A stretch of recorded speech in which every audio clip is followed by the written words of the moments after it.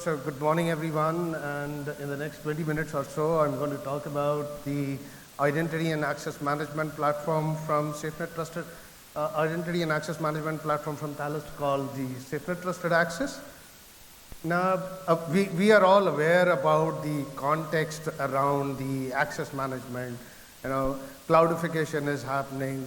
You have, a lot of identities which are now on the cloud, and because of which, all these users who are coming and accessing various applications are doing so with their username and password. So what we are witnessing is that the IT controls have shifted more over to the cloud, and that's kind of an element where the IT would want to understand who is accessing, when are they accessing, and what are they accessing, and that's the sweet spot where we come in and have that platform to address specifically.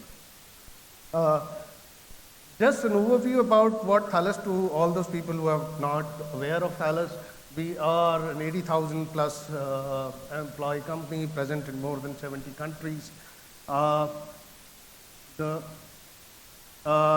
business that we are in, we are predominantly, Thales is a French company, and we have got about 5 major divisions, which is defense and security, aerospace, space, ground transportation, digital identity and security. So digital identity and security is the kind of the business group where most of the IT solutions are grouped under, and the access management piece also falls under that. The access management platform from Thales is SafeNet Trusted Access, or STAR as we call it as. It's a cloud-based solution. So what it does is, with the help of broad range of authenticators, contextual conditions such as your device, user group, applications, SafeNet Trusted Access kind of allows the customers to define an access policy through its access policy engine. And you can do a lot of things around the access policy engine. One is that, you can do risk assessment, you can do geofencing, kind of do session management. Now, all of this kind of leads to an orchestration layer where, multiple use cases in an organization can be addressed. Now, it could be your plain Windows logon, or it could be an access to your cloud application, could be a privilege IP, could be any legacy web-based application, or your VDI infrastructure.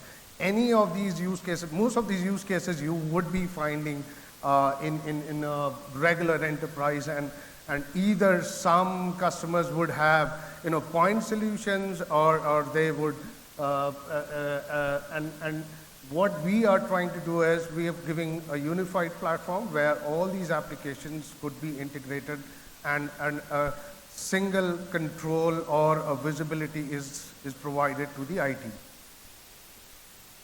Now, how does it work? I'm not going to talk too much about this. These are the use cases which I'm talking about. You in most of the organizations today, they would want to have a Windows logon kind of a scenario. They would want that their servers, Windows server, need to have an access to, which needs to have a secure login over there. We sit in as an agent and kind of help provide a multi-factor authentication over there. Then 3 and 4 typically talks about those set of applications which are there in the enterprise, which are housed in the data center. Now, we can integrate with these applications provided they support SAML or OpenID Connect, or they are written on .NET and Java, and we kind of have those APIs and SDKs with which we would be able to integrate with such applications. Now, we are as a service, we provide Radius as a service for all those networking devices. Again, we can apply a multi-factor authentication. 6, all these cloud applications which we have integration support SAML, OpenID Connect, we can integrate with such applications. And 7, I mean, there would be certain set of applications which, are HTTPS and or web-based. We would be soon coming up with a reverse proxy agent with the help of which we would be able to integrate with such applications. All in all, what we are saying is these are the typical use cases which you will, come across any of the enterprises, and we can extend multi-factor authentication or a single sign-on or the various access policies which we can, then spin off. I'll just move that. And to, one of the most important element of any access management part is how good your authentication methods are. And we have one of the broadest range of authenticators you have in the market today. I mean, right from your OTP push to your hardware. We support, third-party authenticators, and we support passwordless, biometric-based authentication, basically leveraging the native functionality of any handheld device. And something which is unique to us is those pattern-based authenticators. Now, how does it work is, we have this grid of numbers, and at the time the user, is enrolling for this particular authenticator, they have to register a pattern, like the first, second, third, and fourth, and corresponding to that would be your OTP. Now, this is specifically useful in scenarios where, the user is not carrying their phones or they do not have access to their phones. I was talking about, access policies. You can go and define granular access policies based on your network. So, for all or your incoming authentication requests, you can define, which user or which authentication request is going to, how it is going to access those applications based on your network. It could be your operating system, based on your device, location, and so on. So why STAR or SafeNet Trusted Access? We are a cloud-based solution, easy to deploy, not simple access policies set up. Everything is templatized over there.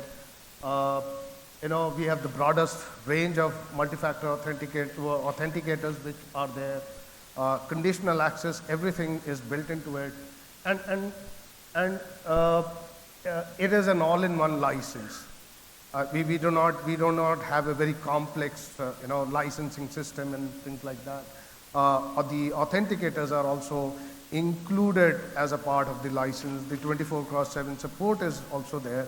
So all of this are some of our key differentiators. Yeah, thank you. That's it.